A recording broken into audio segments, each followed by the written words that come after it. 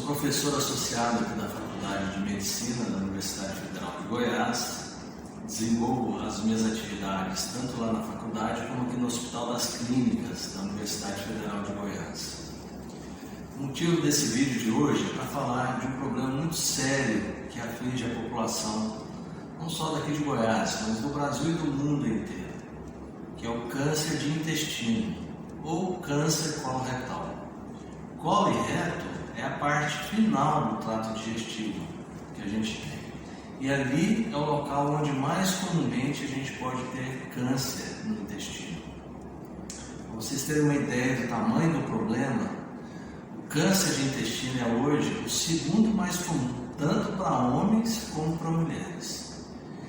E é um tumor que no ano de 2022, a estimativa que o INCA, que é o Instituto Nacional do Câncer, fez é que nós teremos aproximadamente 50 mil novos casos de câncer de intestino, sendo que a metade desses pacientes vão perder sua vida em decorrência dessa doença.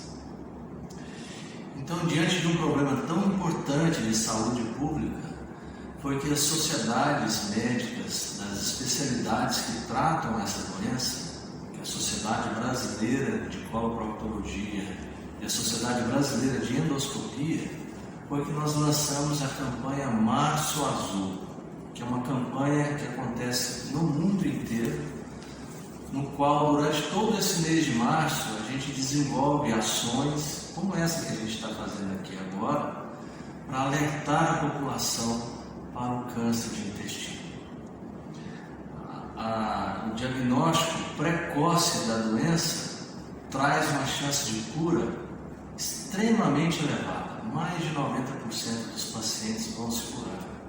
Ao passo que o diagnóstico tardio, que é o que a gente tenta evitar com campanhas como essa, tem um resultado catastrófico, afetando famílias, pais, mães, avós, que poderão perder as pessoas queridas por uma doença que poderia ter sido prevenida.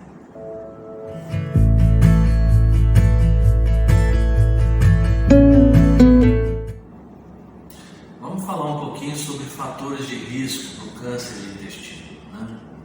Então, existem fatores que são importantes e que devem ser identificados pelas pessoas para que elas possam entender a necessidade de ir ou não e em que momento ao médico para investigar a possibilidade de um câncer de intestino. É importante ressaltar que na fase inicial o câncer de intestino praticamente não dá sintoma nenhum. E daí a importância de você, mesmo sem ter sentido nada relacionado ao seu intestino, mas tendo fatores de riscos associados à sua pessoa, você deve procurar um médico para que ele possa propor uma forma adequada de investigação. Então, os fatores de riscos mais importantes, o principal é a idade. Então, pessoas acima de 45 anos de idade são pessoas que estão sob risco maior de ter câncer de intestino.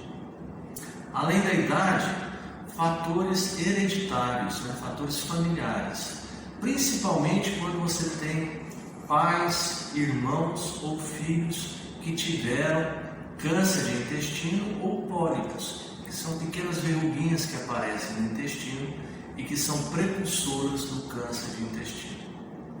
Além disso, outros hábitos de vida podem estar associados a um risco maior de câncer de intestino.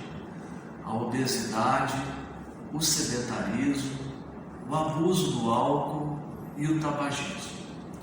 Então, se você tem esses fatores de risco, fique atento, procure um médico, mesmo sem estar sentindo nada, para que ele possa te orientar de maneira adequada como que deve ser investigado a possibilidade do câncer de intestino. Quando a gente fala em rastreamento, vamos pensar em dois grandes grupos de pessoas: aqueles que não têm sintoma nenhum e aqueles que têm algum sintoma. No primeiro caso, a gente está realmente tentando detectar precocemente lesões que nem câncer são ainda e que, se tratadas, na maioria das vezes, pela própria endoscopia, pela própria colonoscopia, dão cura completa do paciente. Já os pacientes que tem sintomas, é fundamental que a gente procure o médico de imediato. Não fique achando que o seu problema pode ser relacionado a hemorroida, relacionado à fissura, porque os sintomas são muito semelhantes. Normalmente, o que surge é a presença de sangue vermelho nas fezes, cólica abdominal, a alteração da função do intestino. De repente, seu intestino começa a ter uns episódios de diarreia do nada, depois intercala com episódios de obstipação. Então, se surgirem esses sintomas, procure rápido o seu médico, para que ele possa fazer a investigação adequada.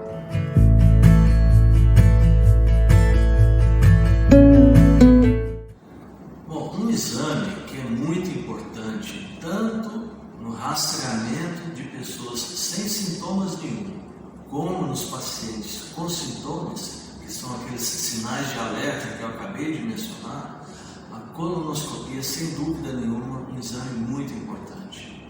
Por meio da colonoscopia, a gente pode fazer biópsias de áreas suspeitas de um câncer e pode também promover a retirada de pequenos pólipos, que são verrugas que crescem no interior do intestino e que podem ser precursoras do câncer de intestino. Nessa situação, a retirada desses pólipos vai te dar 100% de cura.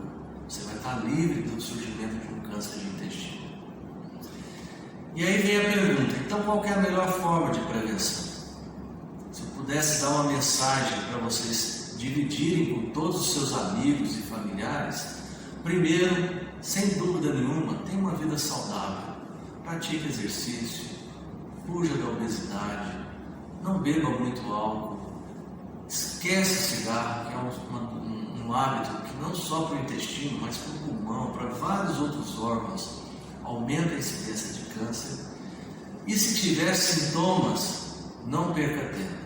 Procure de imediato um médico para que ele possa investigar de maneira adequada.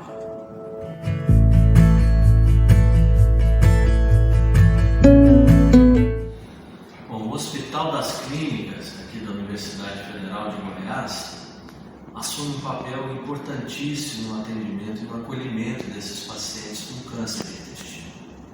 Nós operamos em média 150 a 170 pacientes portadores de câncer de intestino.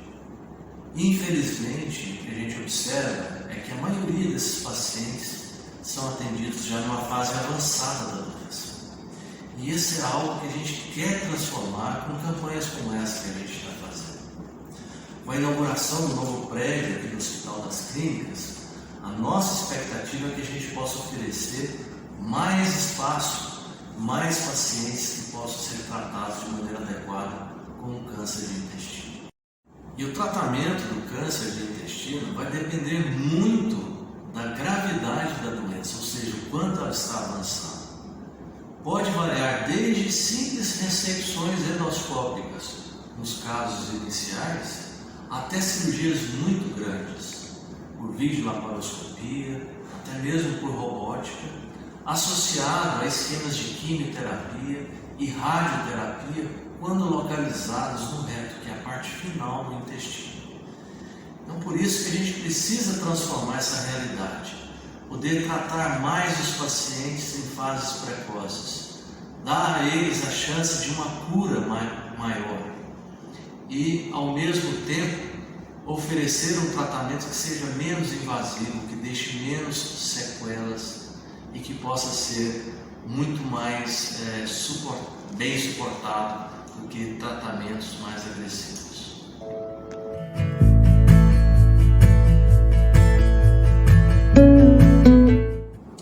Bom, e finalmente eu preciso agradecer a algumas pessoas e instituições que estão conosco nessa caminhada, né?